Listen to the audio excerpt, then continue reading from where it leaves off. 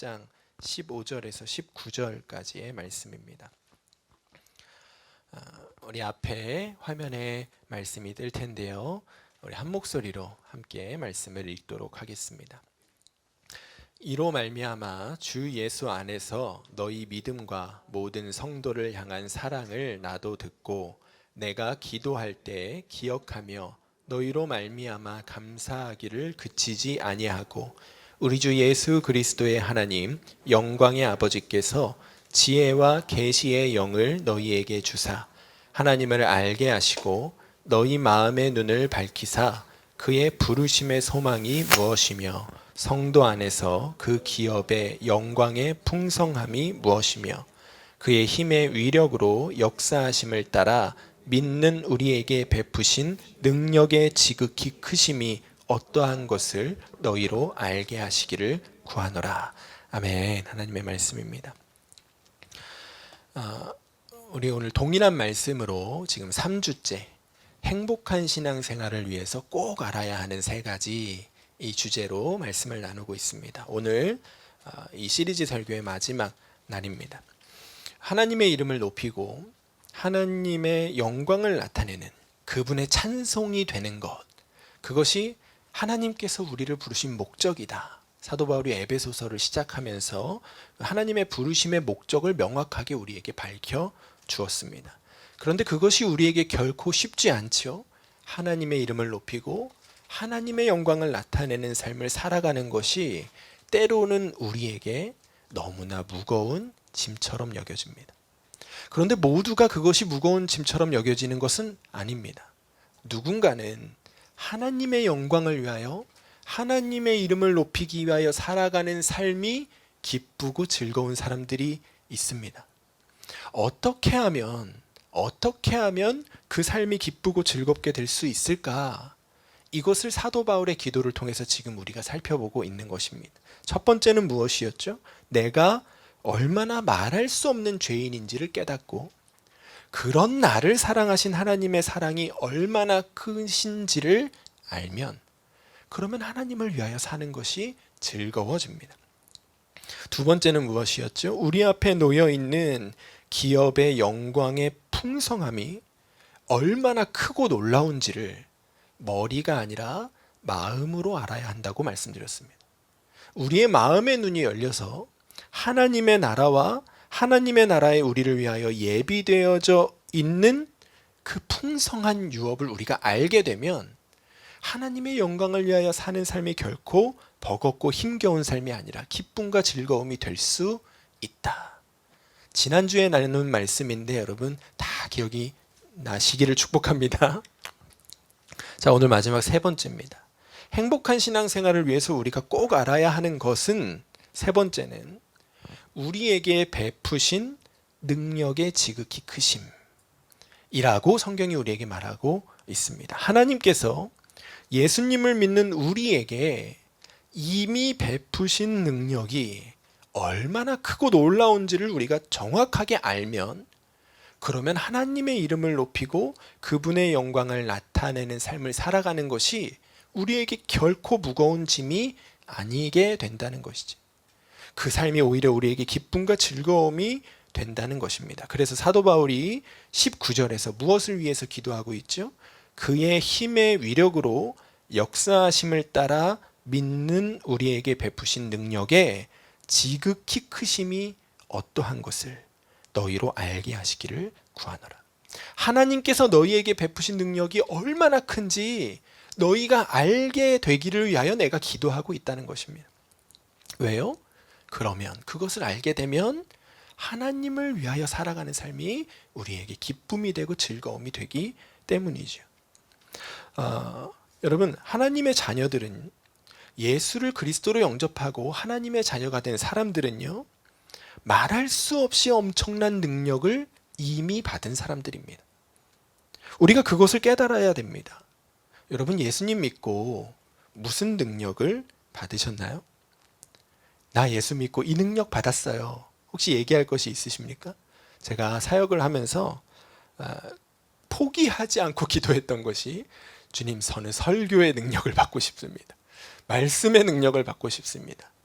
계속 기도했는데 안 주시는 것 같아요. 아직 못 받은 것 같습니다. 여러분들도 예수님을 믿고 어떤 능력을 구하신 적이 있으실 겁니다. 혹은 돌아보니까 예수님을 만나고 주님이 나에게 이런 능력을 주셨다, 이렇게 깨닫게 되는 것이 있으실 수 있겠습니다. 그런데 많은 사람들이요, 이 능력이라는 것을 우리의 눈에 보이는 현상만을 가지고 생각합니다. 어떤 능력을 생각하죠? 보통 치유의 능력, 귀신 쫓는 능력, 잘 가르치는 능력, 저처럼 설교의 능력, 기도의 능력, 방언의 능력, 이런 것들만을 능력이라고 생각합니다. 그래서요, 많은 성도들이 예수님을 오래 믿고도 받은 능력이 아무것도 없다, 그렇게 생각합니다. 예수님을 믿고 교회 다닌 지는 오래되었는데 나는 기도도 못해, 방언도 못해, 아무것도 못해, 그렇게 생각하니까 하나님이 나는 안 사랑하시나 보다, 나한테는 아무 능력도 안 주시네, 그렇게 생각하는 경우가 많죠. 그런데 여러분, 하나님께서 믿는 우리 모두에게 이미 엄청난 능력을 주셨다는 것을 우리가 알아야 합니다. 치유의 능력, 귀신 쫓는 능력, 방언의 능력, 그런 것과는 비교도 할 수 없이 큰 능력을 우리가 이미 받았죠. 그 능력이 무엇입니까? 사도행전 2장 38절 우리 함께 읽겠습니다. 시작.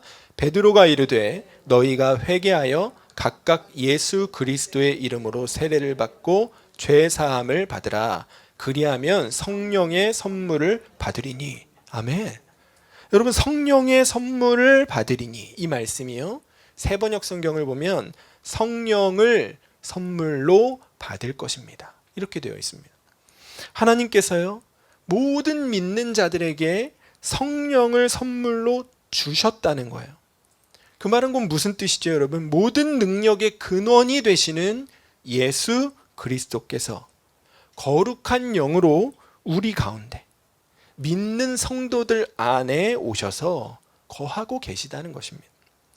만왕의 왕이시고 능력 중에 능력이신 예수 그리스도께서 성령으로 우리 가운데 오셔서 우리와 함께 거하고 계십니다. 그러니 우리는 이미 모든 능력을 받은 사람들인 것이죠. 이미 말로 할 수 없이 크고 놀라운 능력이 우리 안에 있는 것입니다. 그래서 사도 바울의 말했던 그 기도 19절을 우리 다시 한번 자세히 볼까요? 그의 힘의 위력으로 역사하심을 따라 믿는 우리에게 베푸신 능력에 지극히 크심이 없다는 것을. 여러분, 사도 바울이요, 믿는 우리에게 베푸실 능력을이라고 말하지 않습니다. 앞으로 받게 될 능력에 대해서 말하고 있는 것이 아닙니다. 믿는 우리에게 이미 베푸신, 이미 우리가 받은 그 능력이 얼마나 놀랍고 큰 것인지를 우리가 제대로 알아야 한다는 것입니다. 그렇다면 사도 바울의 이 말이 우리에게 무엇을 알아야 한다고 말하고 있는 것일까요? 모든 믿는 자들 가운데 이미 오신 성령님에 대하여 말하고 있는 겁니다. 만왕의 왕이시요 능력 중에 능력이신 예수 그리스도께서 거룩한 영으로 우리 가운데 오셔서 거하고 계시는데, 그분이 얼마나 놀랍고 큰 능력이 되시는지를 우리가 정확하게 알아야 한다는 것이죠. 텍사스 서부 퍼미안 분지에 예이츠 오일 필드라고 하는 거대한 유전이 있습니다. 이 유전이 10억 배럴 이상의 석유를 그동안 생산했다고 하고 여전히 많은 양의 석유가 그 안에 매장되어 있다고 합니다. 그런데 이 유전에 관련된 아주 재밌는 이야기가 하나 있습니다. 원래는 이 유전 지역이요, 구릉지였습니다. 협곡이 가파르게 되어 있는 그런 구릉지역. 그래서 그 지역은 원래 어떤 용도로 활용이 되었냐면 양을 키우는 목장으로 활용이 되었습니다. 어느 날 예이츠라고 하는 사람이요, 은행에 빚을 내서 이 목장을 구입을 했습니다. 양을 잘 길러서 새끼를 쳐서 판매를 해서 돈을 많이 벌어야겠다, 그 생각으로 이 목장을 구입한 것이죠. 그런데 망했습니다. 대출금을 갚을 정도의 수익도 나지가 않는 거예요. 그래서 이 사람이 어떻게든 버티는데 상황이 점점 심각해집니다. 나중에는 어떻게 됐냐면 나라에서 어려운 사람들을 위해서 도와주는 그 기초 생활 지원 같은 거 있죠. 재정 지원. 그런 거를 받지 않으면 밥 한 끼도 제대로 먹지 못할 형편까지 이르게 된 것입니다. 그러자 이 사람이 지푸라기라도 잡는 심정으로 어디다 연락을 하냐면 트랜스 컨티넨탈 오일 회사에다가 연락을 합니다. 뭐 때문에 연락을 했을까요? 혹시 내 땅에 석유가 있지 않은지 좀 탐사를 해달라는 겁니다. 이 사람 입장에서야 석유가 터지면 대박이고 아니면 많은 거죠. 그거라도 해봐야 살 거 아니에요. 그래서 그 사람이 의뢰를 했는데 거기서 정말 석유가 터졌습니다. 그렇게 그가 한순간에 석유 재벌이 된 거예요. 여러분, 이 이야기가 우리에게 무엇을 말해줄까요? 석유로 가득 찬 땅을 깔고 앉아 있으면서도요, 굶어 죽을 수도 있다는 것입니다. 엄청난 힘과 능력을 이미 소유하고 있으면서도 그것이 이미 내 것인데도요, 그것을 깨닫지를 못해서 빈민처럼 살아가는 사람들이 이 시대에 여전히 많다는 것입니다. 여러분, 우리가 그렇게 살아가고 있는 것은 아닌지 생각해 보아야 됩니다. 모든 능력의 근원이시고 만왕의 왕이신 예수 그리스도께서 우리 가운데 오셔서 성령으로 우리 안에 오셔서 우리와 함께 거하고 계시는데 그 놀랍고 엄청난 능력을 내 안에 품고 있으면서도 여전히 영적인 빈민처럼 살아가고 있는 것은 아닌지 우리가 스스로 돌아보아야 한다는 것이죠. 성령께서 우리 안에 오셔서 우리와 함께 거하고 계심이 얼마나 크고 놀라운 능력인지 여러분, 우리가 정확하게 알아야 됩니다. 예수님께서 우리에게 약속하시기를 성령께서 우리 안에 오시면 어떤 일이 일어나게 될 거라고 말씀해 주셨냐면 우리의 인생이 완전하게 바뀌게 될 것이라고 약속해 주셨습니다. 사도행전 1장 8절을 함께 읽겠습니다. 시작. 오직 성령이 너희에게 임하시면 너희가 권능을 받고 예루살렘과 온 유대와 사마리아와 땅끝까지 이르러 내 증인이 되리라 하시니라. 아멘. 여러분, 이 말씀을 정확하게 보셔야 됩니다. 예수님께서 우리에게 성령이 너희 가운데 임하면 너희가 내 증인이 되고 싶어질 거야, 이렇게 말씀하지 않으셨습니다. 너희가 내 증인이 되려고 노력하게 될 거야, 이렇게 말씀하지 않으셨습니다. 예수님은 너무나도 분명하게 우리에게 무엇이라고 말씀하셨냐면 너희가 성령이 너희에게 임하시면 너희가 권능을 받을 것이고 그리고 땅끝까지 이르러 내 증인이 될 거야, 그렇게 말씀하셨습니다. 거기에 예외가 없다는 겁니다. 누구든지 성령을 그 속에 받으면 성령께서 그 속에서 일하셔서 그 사람을 변화시켜 예수님을 증거하는 사람이 되게 하신다는 것입니다. 온 세상 가운데 예수 그리스도를 통하여 나타난 그 하나님의 사랑과 영광과 그 놀라운 신비를 증거하는 증인이 되게 하신다는 것입니다. 누가요? 우리 안에 오신 성령님께서. 우리 안에 오신 성령님께서 그런 능력의 하나님이시라는 겁니다. 그 성령님의 엄청난 능력 앞에서 우리의 연약함과 가난함과 악함은 결코 장애물이 될 수가 없다는 것입니다. 어떤 사람이든지 성령님이 그 속에 임하시기만 하면 반드시 그 사람의 인생이 변한다. 반드시 그 사람은 하나님의 이름을 높이고 하나님의 영광을 나타내는 자로 쓰임받게 된다. 성령님이 친히 그 일을 직접 이루신다. 성경이 그것을 우리에게 말해주고 있는 것입니다. 여러분, 성령님께서요, 어떻게 그 일을 이루어내실까요? 성경이 우리에게 우리 안에서 성령님이 하시는 일들을 너무너무 많이 알려주고 있습니다. 그거 다 하려면 오늘 밤새도 모자랍니다. 그런데 우리 오늘 5개만 딱 읽어볼까요? 성령께서 우리 안에서 어떤 일을 하고 계시는지. 첫 번째 읽습니다. 시작. 우리의 연약함을 도우시고 우리를 위하여 하나님께 간구하십니다. 자, 말씀 읽습니다. 시작. 이와 같이 성령도 우리의 연약함을 도우시나니 우리는 마땅히 기도할 바를 알지 못하나 오직 성령이 말할 수 없는 탄식으로 우리를 위하여 친히 간구하시느니라. 아멘. 성령님이 뭐 하신다고요? 우리의 연약함을 도우신대요.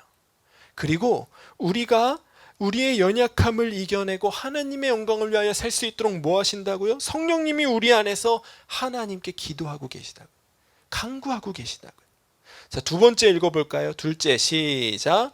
우리의 마음과 생각을 통해서 우리를 친히 가르치십니다. 말씀 있습니다. 시작. 보혜사 아버지께서 내 이름으로 보내실 성령, 그가 너희에게 모든 것을 가르치고 내가 너희에게 말한 모든 것을 생각나게 하리라. 성령님께서요, 우리의 마음과 생각을 통하여 우리를 가르쳐 주고 계십니다. 우리가 어디로 가야 할지, 무엇을 해야 할지, 주님의 뜻은 무엇인지 우리의 마음과 생각을 통하여 말씀해 주신다고 성경이 우리에게 증거하고 있습니다. 세 번째 무엇이죠? 시작. 우리를 진리 가운데로 인도하시고 장래일을 바라볼 수 있는 눈을 열어주십니다. 말씀 있습니다. 시작. 그러나 진리의 성령이 오시면 그가 너희를 모든 진리 가운데로 인도하시리니 그가 스스로 말하지 않고 오직 들은 것을 말하며 장래일을 너희에게 알리시리라. 성령님이 이 일을 우리 가운데서 하고 계시다는 거예요. 늘 우리가 진리에서 벗어나지 않도록 우리를 진리 가운데로 이끌어가고 계시고, 앞으로 장차 우리 앞에 놓여질 일들이 무엇인지를 바라볼 수 있는 눈을 열어주신다는 겁니다. 자, 네 번째 읽습니다. 시작. 하나님의 깊으신 뜻과 계획을 알게 하시고 은혜를 깨달아 그 뜻과 계획을 따라가게 하십니다. 말씀 있습니다. 시작. 오직 하나님이 성령으로 이것을 우리에게 보이셨으니 성령은 모든 것 곧 하나님의 깊은 것까지도 통달하시느니라. 사람의 일을 사람의 속에 있는 영 외에 누가 알리요? 이와 같이 하나님의 일도 하나님의 영 외에는 아무도 알지 못하느니라. 우리가 세상의 영을 받지 아니하고 오직 하나님으로부터 온 영을 받았으니 이는 우리로 하여금 하나님께서 우리에게 은혜로 주신 것들을 알게 하려 하심이라. 하나님의 깊은 것까지 아시는 그 성령님이 우리에게 그 하나님의 깊은 뜻과 계획을 깨달아 알게 하십니다. 그리고 우리에게 은혜를 주셔서 그 은혜로 말미암아 하나님의 그 깊은 뜻과 계획을 따라가게 하신다는 거예요. 자, 마지막 다섯 번째입니다. 시작. 예수 그리스도께서 우리 안에 계심을 정말 알게 하셔서 그분 안에 거하는 삶을 통해 많은 열매를 맺게 하십니다. 말씀 있습니다. 시작. 그의 성령을 우리에게 주심으로 우리가 그 안에 거하고 그가 우리 안에 거하시는 줄을 아느니라. 아멘. 여러분, 성령님이 우리 안에서 얼마나 많은 일을, 놀라운 일을 행하고 계시는지 여러분 아시겠습니까? 성령님이 우리 안에 오셔서 놀고 계시는 것이 아닙니다. 우리 잘하나 못하나 감시하러 오신 것이 아닙니다. 우리의 연약함을 도우시고 우리를 위해 중보하시고 우리를 가르치시고 인도하셔서 진리를 향하여 하나님의 깊은 계획과 뜻을 향하여 그 믿음의 길을 완주할 수 있기를 위하여 우리를 이끌어가고 계시다는 거예요. 그 일을 위하여 우리 가운데 오신 겁니다. 그러니 여러분, 성령님을 그 안에 모시고 사는 사람의 인생이 바뀌지 않을 수 있겠습니까? 바뀌지 않고 버틸 수 있는 재간이 없는 것이죠. 성령님이 이토록 우리 안에서 분주하게 일하고 계시는데 어떻게 변하지 않을 수가 있겠어요? 여러분, 베드로는요, 무식하고 가난한 어부였죠. 그가 다혈질이었고 성미가 아주 급한 사람이었습니다. 얼마나 그 행동과 그의 믿음의 고백에 이 오르내림이, 이 차이가 얼마나 컸는지 모릅니다. 어떤 때는요, 주는 그리스도시요 살아계신 하나님의 아들이십니다. 이 놀라운 믿음의 고백을 하기도 하고, 또 어떤 때는요, 내가 예수님과 함께 죽을지언정 죽어도 예수님을 부인하지 않겠습니다. 그렇게 자기 목숨 걸고 맹세하기까지도 했습니다. 그런데 그랬던 그가 정작 예수님이 잡히셔서 고난을 받으시게 되니까 예수님을 부인할 뿐만 아니라 저주까지 하면서 예수님을 모른다 했습니다. 여러분, 베드로의 이 모습이 우리의 모습 같지 않습니까? 생명 다해 주를 섬기겠노라 결단했가가도 말씀 따라 믿음 따라 살겠노라고 마음 먹었다 가도 조금만 어려운 일 생기면 금방 그 결단 잊어버리고 주님 잊어버리고 예수님과 상관없이 내 마음 따라 세상 따라 상황 따라 그냥 그렇게 살아가는 우리들과 똑같이 연약했던 사람이 베드로라.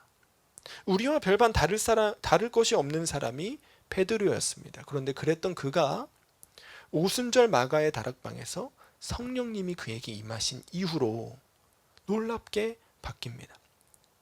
사도행전 2장을 보면요, 성령께서 임하신 후에 베드로의 모습이 완전히 달라집니다. 더 이상 죽음을 두려워하지 않습니다. 더 이상 무식한 어부가 아닙니다. 유대인들과 예루살렘에 사는 모든 사람들 앞에서 구약 성경에 기록된 예수님에 대한 예언들을 하나하나 조목조목 짚어가면서 예수께서 하나님의 아들이시고 그리스도이심을 그가 증거합니다. 나면서부터 걷지 못했던 사람을 예수의 이름으로 일으켜 세웁니다. 그가 한번 말씀을 전하면요, 사람들이 마음에 찔림을 받고 3,000명, 5,000명씩 회개하는 역사가 일어납니다.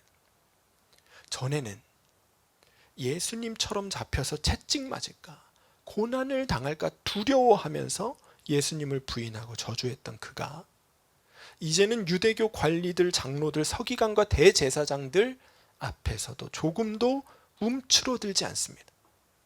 사도행전 4장에 가서 보니까 베드로가 그 사람들 앞에서 이렇게 말합니다. 베드로와 요한이 대답하여 이르되 하나님 앞에서 너희의 말을 듣는 것이 하나님의 말씀을 듣는 것보다 옳은가 판단하라. 우리는 보고 들은 것을 말하지 아니할 수 없다니. 여러분, 베드로가 얼마나 다른 사람이 되었습니까? 이전에 그 우유부단하고 오르락내리락 하던 그 연약한 베드로의 모습은 온데간데 없습니다. 예수님을 위하여 죽기도 두려워하지 않습니다. 무엇이 그를 이토록 다른 사람이 되게 만들었습니까?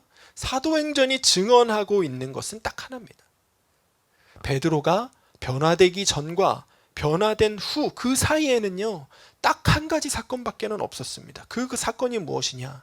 사도행전 2장 4절에 그들이 다 성령의 충만함을 받고 성령이 말하게 하심을 따라 다른 언어들로 말하기를 시작하니라. 이거 하나예요. 이거 하나. 그 하나가 그의 인생을 송두리째 바꿔 버렸다는 것입니다.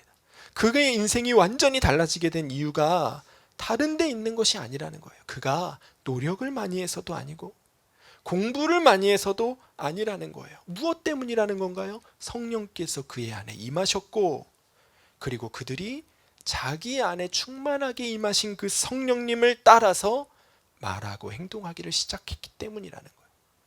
그러자 그의 삶이 놀랍게 송두리째 바뀌어 버렸다는 것이지요. 여러분, 우리 안에 우리 인생을 송두리째 바꿔버리실 수 있는 능력의 근원이 되시는 예수님이 계십니다. 성령님께서 우리 안에 계십니다. 예수 그리스도께서 거룩한 영으로 우리 가운데 오셔서 죄 많고 약하고 악한 우리들을 변화시켜서 땅끝까지 예수 그리스도의 이름을 증언하는 자가 되게 하기를 위하여 지금도 우리 안에서 놀라운 능력으로 일하고 계십니다. 우리가 해야 할 일은 하나밖에 없는 거예요. 지금도 내 안에서 여전히 일하고 계시는 그 예수 그리스도를 바라보고 그분을 따르는 것이죠. 사도들이 성령이 말하게 하심을 따라서 말했을 때 그들의 삶이 달라졌듯이 우리도 우리 가운데서 일하고 계시는 성령님을 따라, 예수님을 따라, 그분이 말하게 하심을 따라 말하고 행하게 하심을 따라서 행하는 것입니다. 그러면 예수님이 우리의 인생을 바꾸신다는 거예요. 너무나 연약하고 부끄러운 모습인 우리들을 바꾸셔서 사도들과 같이 어떤 어려움 앞에서도, 죽음의 위협 앞에서도 예수 그리스도의 증인이 되어 그분의 영광을 나타내는 삶을 살아갈 수 있도록 우리를 새롭게 세워주신다는 것입니다. 2015년 4월 2일 새벽 5시 30분에 케냐 북동부에 위치한 가리사 대학교에 이슬람 무장 조직원들이 복면을 한 채로 침입을 했습니다. 그들이 캠퍼스를 가로지르면서 총기를 난사하고 그리고 곧 어디로 향했냐면 기독교 학생들이 모인 기숙사로 향했습니다. 그들을 마주하는 학생들과 교직원들에게 너 무슬림이냐? 물은 뒤에 무슬림이 아닌 기독교인들에 대해서 총격을 가했습니다. 기독교인들을 중심으로 학생 142명, 경찰 3명, 군인 3명이 그들의 총에 맞아서 숨졌습니다. 우리가 그 상황을 한번 생각해 보죠. 여러분, 그 142명의 학생들은 말 한마디를 어떻게 하느냐에 따라서 살 수도 있었습니다. 무슬림이냐고 물었을 때 살기 위해서 무슬림이라고 말할 수도 있었습니다. 기독교인이냐고 물을 때에 살기 위해서 나는 기독교인이 아니라고 말할 수도 있었습니다. 그러나 그 142명이나 되는 그 많은 학생들이 그 무서운 사륙의 현장 속에서도 나는 무슬림이 아니라 예수 믿는 기독교인입니다. 자신의 정체성을 밝혔고 그로 인하여 죽임을 당했습니다. 여러분, 그들은 목사도 아니었고 선교사도 아니었습니다. 그저 평범한 대학생에 불과한 젊은이들이었습니다. 그런데 그들은 그 무서운 총구 앞에서도 예수를 부인하지 않았습니다.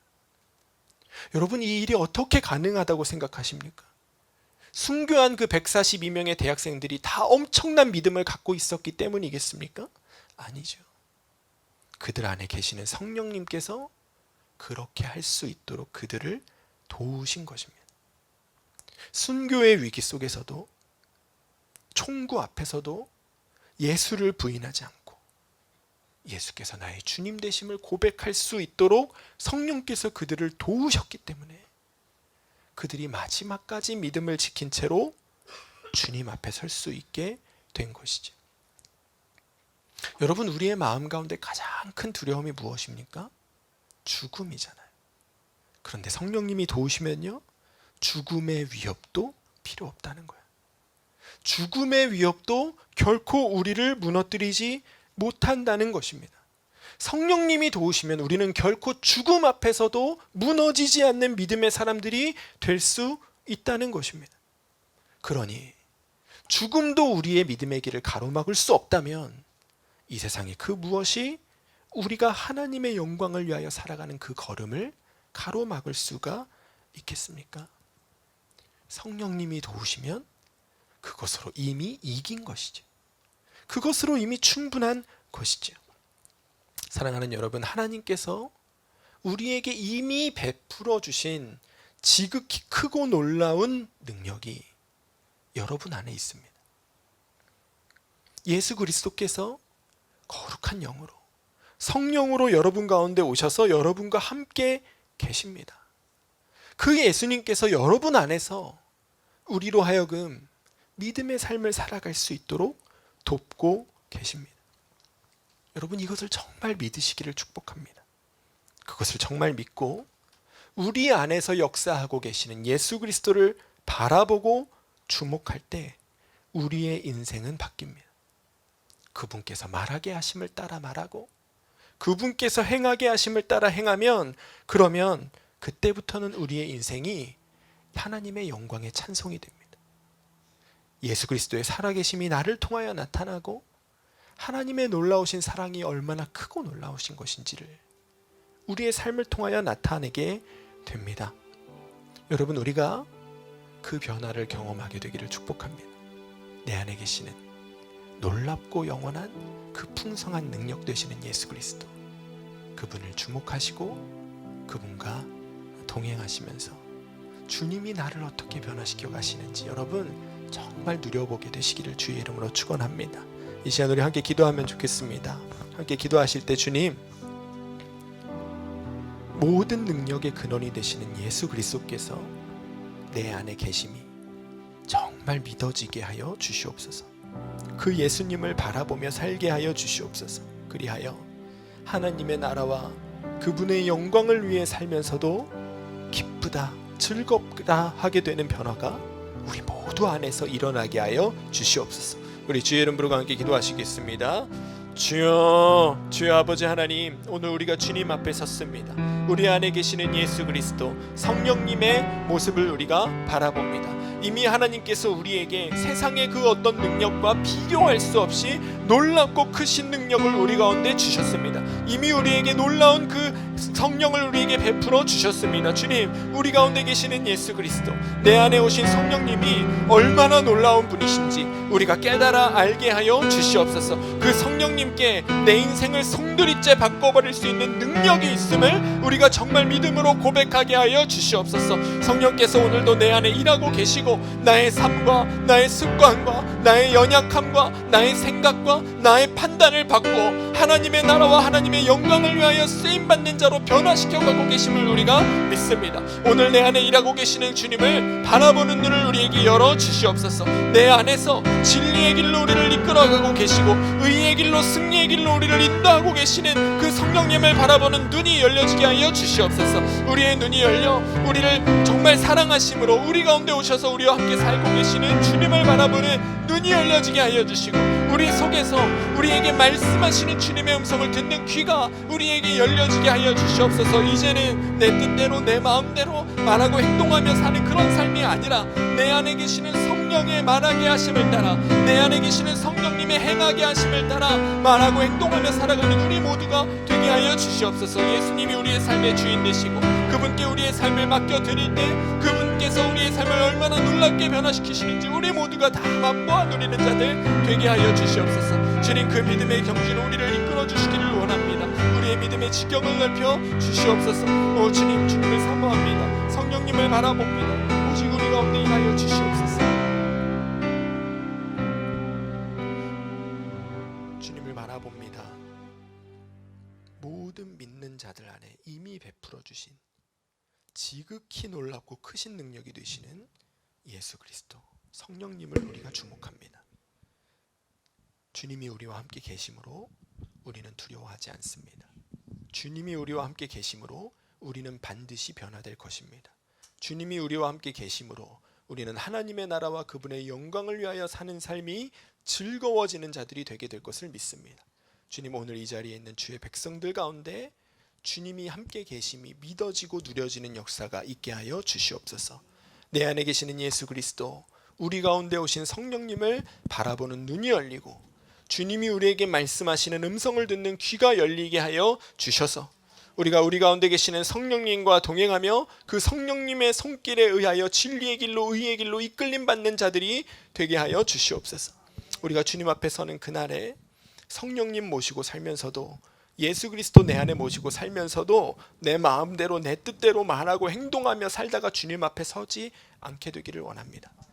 우리 안에 계시는 성령님을 나의 주인으로 모시고 고백하고 그 주님을 모시며 살다가 주님께로 가기를 원합니다. 이 믿음이 우리 모두에게 부어지게 하여 주셔서 우리의 삶이 하나님의 영광과 하나님의 이름을 온 열방 가운데 증거하는 증인의 삶이 될 수 있도록 주님 역사하여 주시옵소서. 열방 가운데 여전히 궁핍함 가운데 있는 성도들이 있습니다.